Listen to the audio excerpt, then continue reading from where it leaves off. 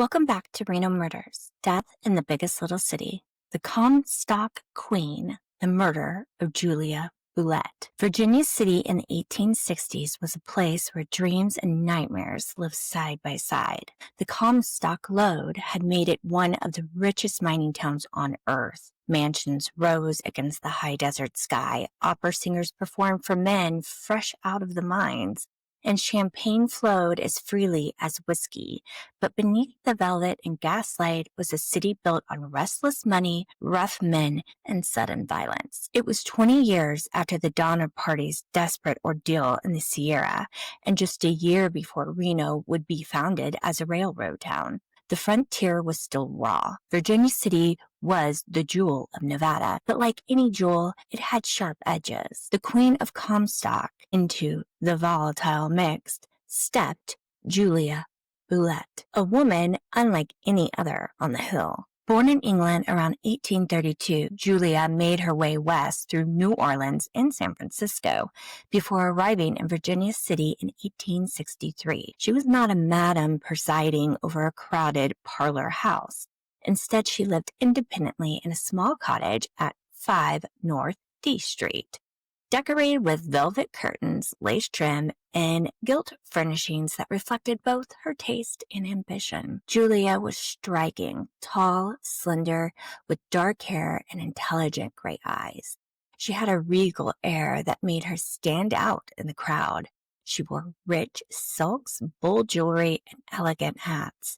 But more than her appearance, it was her fearless independence that gave her the title, the Queen of the Comstock. She cared for the sick during epidemics, gave money to miners down on their luck, and rode proudly with Virginia Engine Company No. 1 in parades. In a hard-drinking, male-dominated town, Julia was more than just tolerated. She was embraced. A brutal morning on January 20th, 1867, Virginia City awoke to horror. Julia's maid discovered her body in the bedroom of her cottage. She had been beaten and strangled.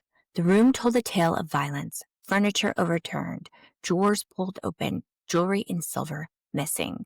The news spread fast. By afternoon, crowds gathered in the street outside her home.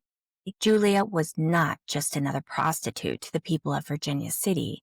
She had become a symbol of the town's strange mix of roughness and refinement. Her murder felt like a personal wound. The investigators in trial suspicion fell on John Millain.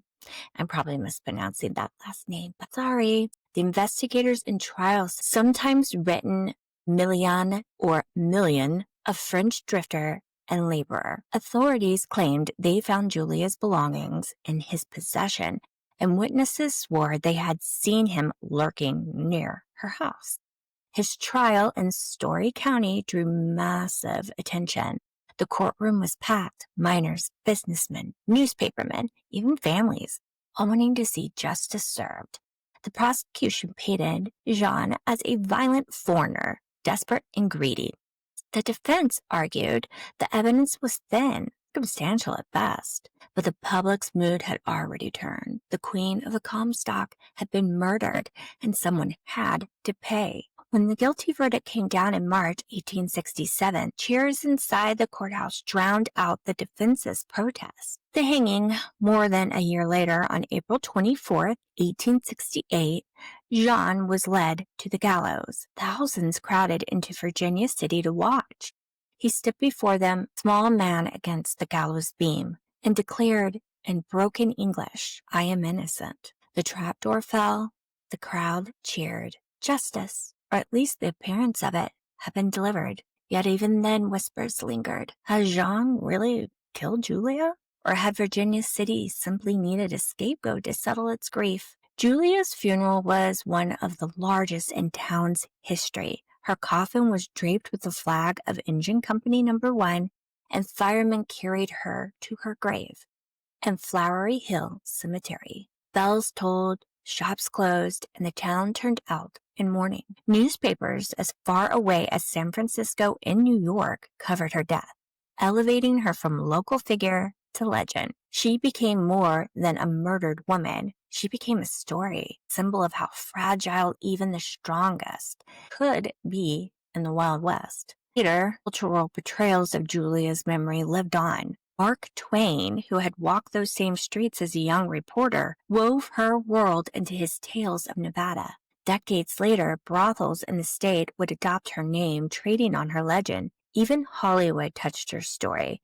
An episode of Bonanza in the 1960s reimagined Julia as a romantic heroine, though the real tale was far darker. Virginia City itself leaned into her legend. Tourists still hear about the Queen of the Comstock, her house long gone, but her ghost said to wander the hill. Echoes in Reno's history when Julia was murdered in 1867. Reno didn't yet exist as more than a rough settlement at Lake's Crossing. But the sensational coverage of her death spilled across the state, shaping the way outsiders viewed Nevada. To them, it was a land of silver, saloons, and sudden death.